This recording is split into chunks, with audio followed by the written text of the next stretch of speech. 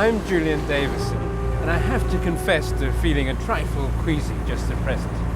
But at least I'm approaching Singapore in relative comfort, unlike tens of thousands of Chinese immigrants in the 19th century who most certainly didn't. They'd already had to endure weeks of living hell, crammed into dark, damp holes of leaky ships, sailing on the northeast monsoon from China to hopefully a better future. As they entered Singapore harbour, they probably thought the worst was over. But for many, it was just beginning. The fortunate ones amongst them gave thanks for their safe arrival here on Telok Ayer Street, where almost since the time of Stamford Raffles' own arrival in 1819, there had been a small joss house dedicated to the goddess of the sea. The Tien Hock Keng Temple, which was built on the site of the Joss House, was completed in 1842, and it looks pretty much today as it did back then. The most accomplished craftsmen and the finest materials were imported from China for the temple's construction, which cost the princely sum of 30,000 Spanish dollars. Among the many sponsors who contributed to the cost of building this magnificent temple were those two leading pioneers of Chinese commerce, Tan Tock Seng and Tan Kim Seng. And here we see the characters for Tan Tock Seng. I believe it says that he was head of the committee, and here we find Tan Kim Seng. Their names immortalized in stone for posterity. Good chaps. Telok Ayer Street was part of the original coastline until Telok Ayer Bay was reclaimed shortly after the temple was built. Suddenly, the Tien Hock Keng Temple found itself first a kilometre from the sea, then further 20th century land reclamation positioned it even further inland to where we find it today, surrounded by imposing neighbours. But most newly arrived Chinese immigrants never caught even a glimpse of the Tien Hock Keng Temple. They were marched straight off their boats and into a life of backbreaking slavery. The majority had been too poor to pay their passage to Singapore and delivered themselves into the hands of those who paid their fares, working for countless years to pay off a never-ending debt.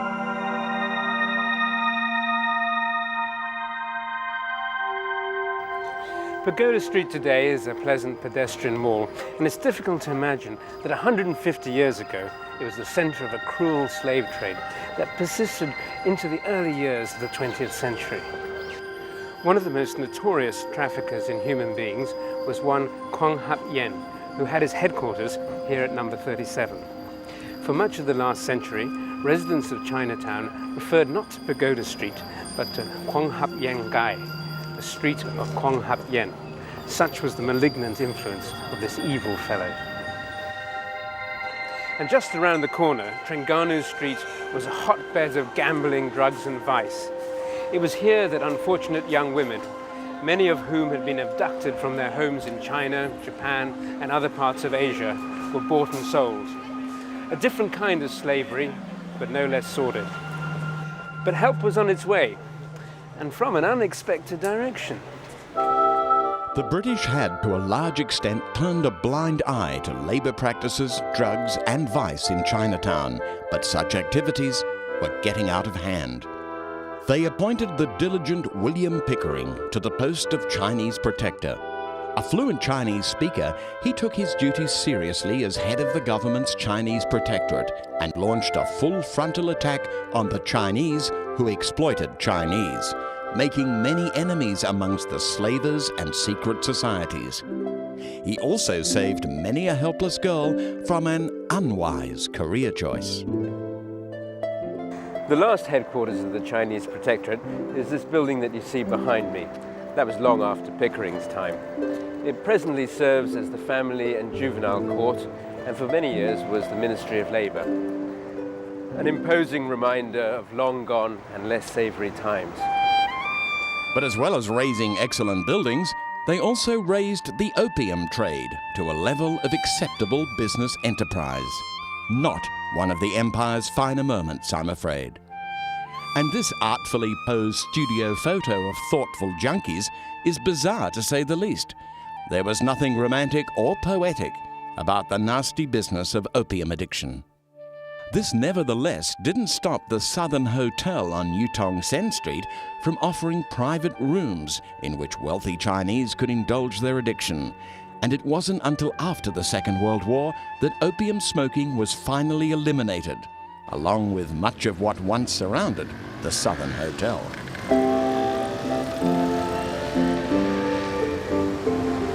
For those of you who haven't realized yet what became of the Southern Hotel, well, here I am on the corner of Yutong Sen and Upper Cross Street, and it's now become the rather marvelous Yehua building, host to a Chinese emporium. This is one example of urban renewal that I can heartily endorse. Today, the Southern Hotel caters for a rather different kind of addiction, the shop till you drop sort. This is rather me, don't you think?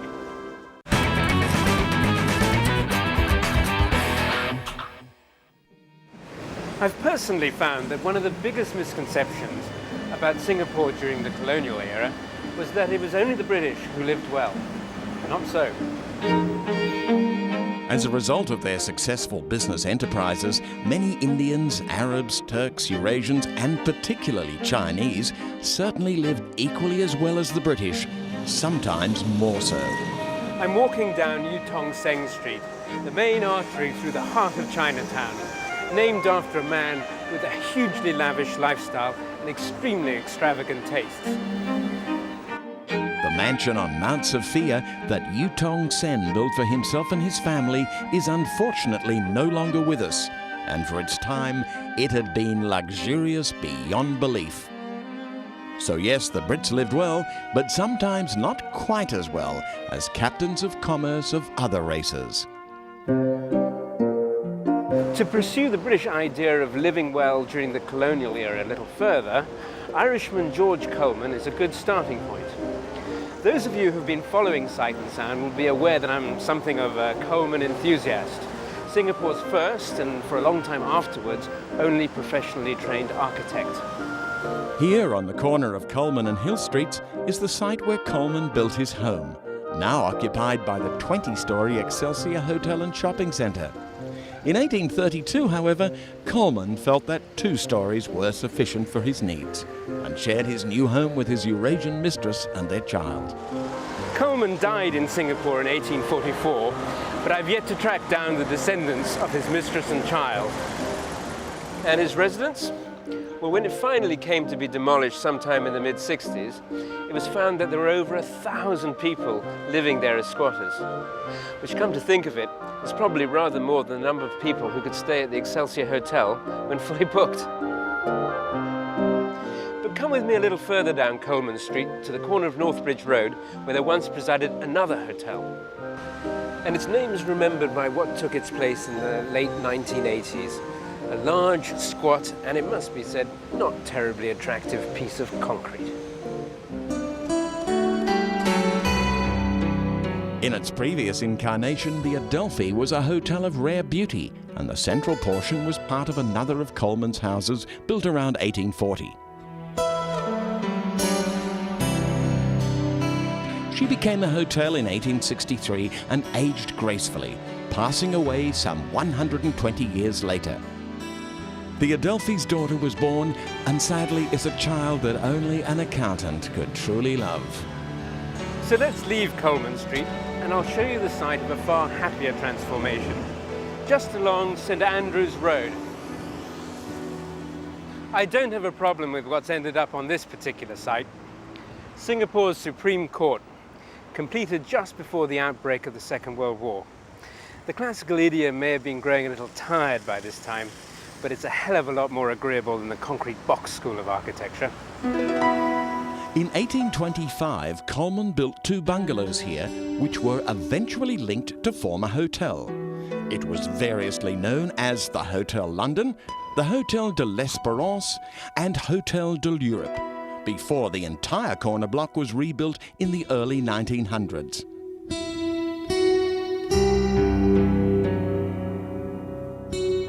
It became the Grand Hotel de l'Europe and achieved a worldwide reputation for excellence. In the late 30s, it was replaced by the present-day Supreme Court, and Raffles Hotel was not displeased to see it go. My driver today is the excellent Prakash. And here we are at Singapore's Grande Dame of hospitality and comfort.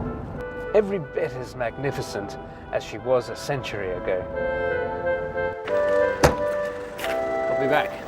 It's Julian's lucky day.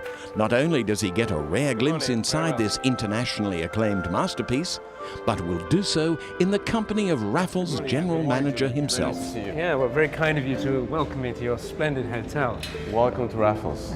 Well, of course, one of Singapore's most immediately recognizable landmarks, but not so many of us really know much about the history. It all started in 1887, and that's when the original Raffles Hotel was built. It was a very small bungalow, only 8 rooms, and very different to the way you see it today. This building was actually opened in 1899, and at that time it's what really made it a great hotel. This grand building in those days, and it was the first building to have electric lights and electric fans. Really? So it was a fantastic new building, very grand in its way, and of course with all the technological advances of those days. Right. And would I be right in thinking that in those days the sea would have been much closer? Well, the road up front is in fact Beach Road, Yes. and the sea was right there. Of course, today you can see that we've gained space to the sea, and it's advanced a little bit. But back in those days, the sea was right up front. 23 rooms at that time. Today it's changed slightly in that we have 9 suites, but the size and the configuration remains very much the same. In those days, we had a fine dining restaurant, which was called the Elizabethan Room, and today we have the Raffles Grill, which is the same concept. Right. So this main central block of the hotel was established by the beginning of the 20th century with this magnificent staircase, very Jacobean in its detailing. And what happened next? Well, the opening of this main building then led to the expansion of the hotel, and in 1904 the famous Bras Basah wing opened, which was 18 rooms on the Bras Basah side of the building, and that really elevated the hotel to its grand level, and it was now a fully fledged hotel in every way. So, I mean, a building which has been around this long will have accrued many legends and myths. We've heard about the tiger in the billiard room. Perhaps you could tell us a little bit about that. The famous tiger at the bar and billiard room, that one is reported in 1902 in the Straits Times. A staff member saw a tiger under the bar and billiard room, and they promptly crossed the road to Raffles Institution, where the principal was a very well-known hunter who came and assisted in the capturing of the last free tiger. Really? Didn't he blast it with his shotgun or something like that? Legend is a little bit blurry in terms of those details. Right. That was 1902. 1903 has a legend of the python that was wrestled down by the doorman of the hotel, and 15 feet long. Yeah. 15 feet long. Gosh, that's huge.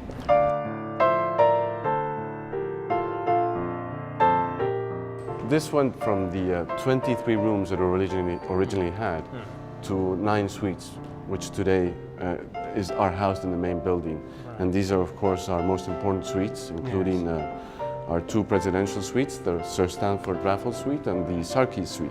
Right, the Sarkis, yeah, they were, of course, the owners, the founders of Raffles Hotel. And they were a very sort of famous family. They're Armenians, am I right in thinking? 4 Armenian brothers that really worked on the hotel business and in the traveling business, owning trains and different trade companies. And they owned and operated the hotel all the way through 1930.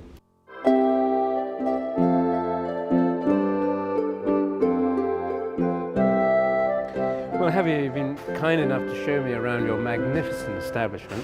And now we've ended up in a place I was really wanting to visit, the Writers' Bar. Being a bit of a writer myself, perhaps you could tell us a little bit about some of the famous names who've been here. There's been many, many famous writers, including Noel Coward, that first stayed here in the 1930s, and in fact ended up staying a month and a half because he was traveling with a companion who ended up falling sick.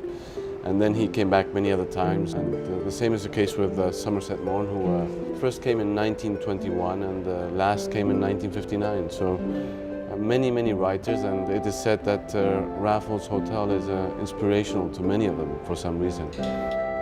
Thank you very much for taking the time to show me around your wonderful establishment. but I'm sure you're a very busy man. You've got things to get on with. So I hope we meet again.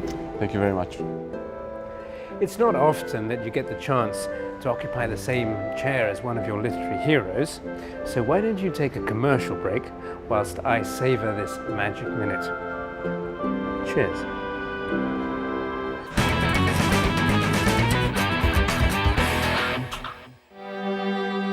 The architect who rebuilt Raffles Hotel roughly 100 years ago was one Regent Arthur John Bidwell.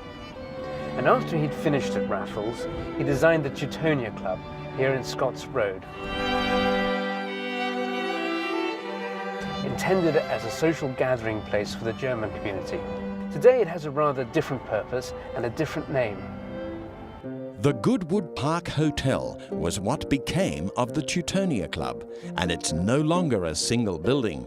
Its reputation as well as its physical size has grown considerably larger. But does size really matter? Not to Bidwell, whose best work often came in small packages. You'll see what I mean when we get to Amber Road in Katong, right next door to the Chinese swimming club.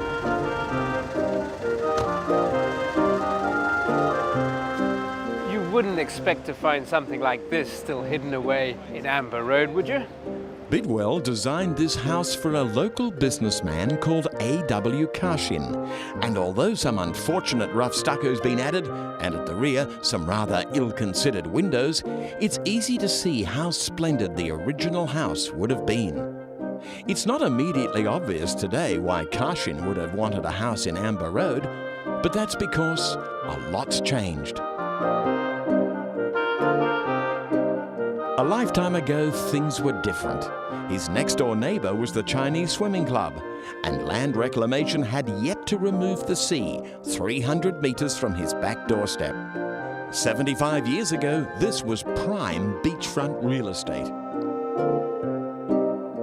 A.W. Kashin was a businessman who controlled estates exceeding 400 acres, and the family owned a number of houses.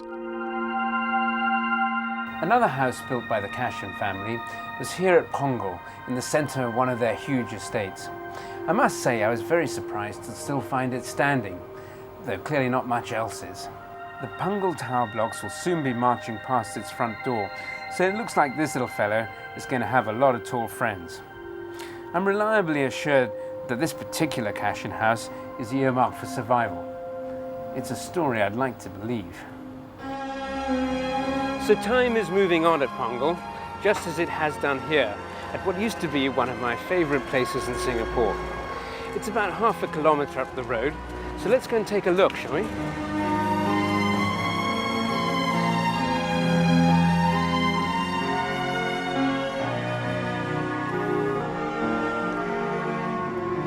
On the edge of Kampong Amber stood the legendary Seaview Hotel, which would have been just about here, in the middle of Peach Garden Estate. Let's keep walking, shall we?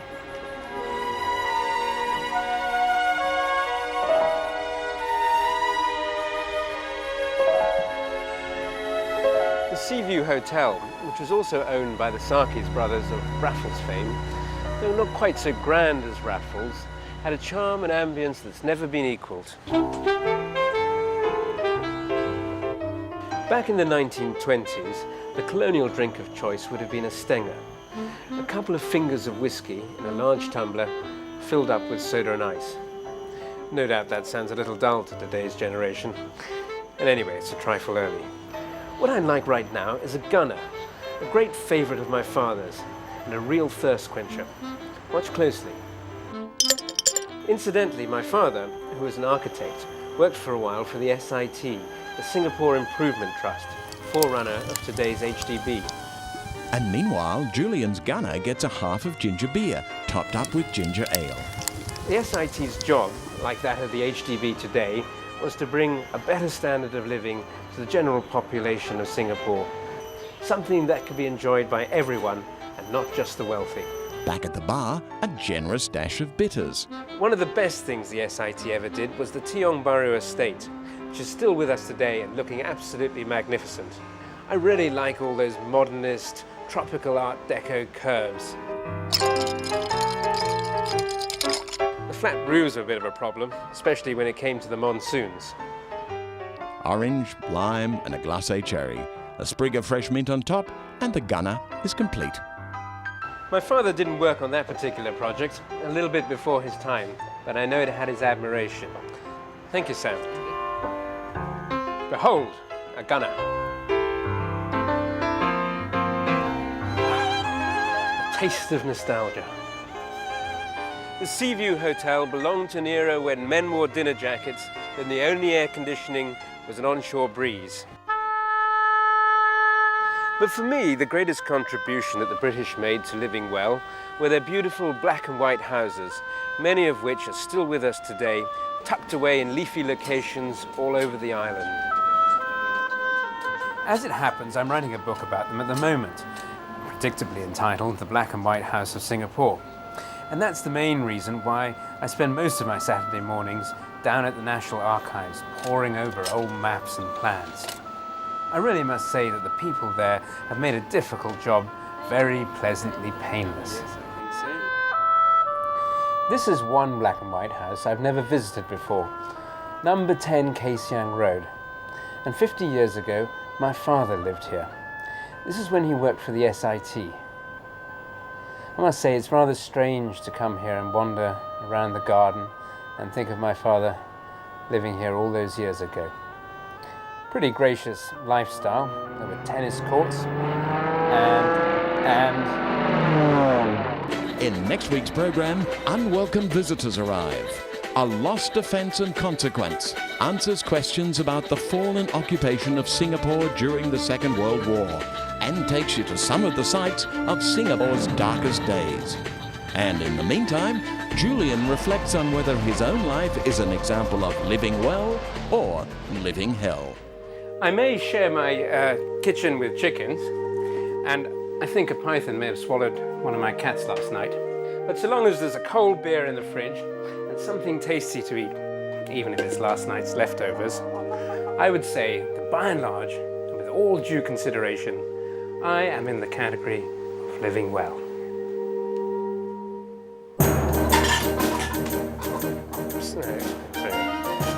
I'll just keep going, okay? Today, the Southern Hotel caters for a rather different kind of addiction. The drop till you shop. A little further down the corner of Bridge Road. And then once decided who most certainly didn't. Cut.